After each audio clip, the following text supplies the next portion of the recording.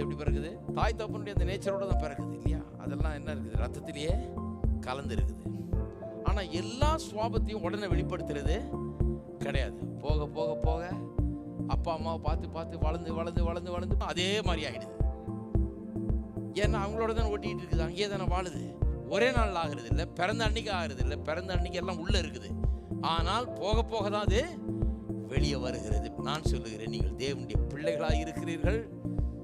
இந்த கண்ணாடியிலே திறந்த முகமாய் அவருடைய சாயலை நீங்கள் பார்த்து கொண்டிருக்கும் போது தேவ ஆவியானவர் உங்களை அவருடைய சாயலுக்கு ஒப்பாக மறுரூபமாக்கி கொண்டிருக்கிறார். மகிமையின் மேல் மகிமையை அடைந்து மறுரூபமாகி கொண்டிருக்கிறீர்கள்.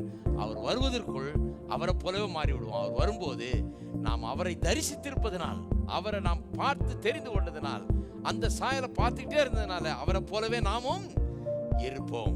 இருக்கீங்களா?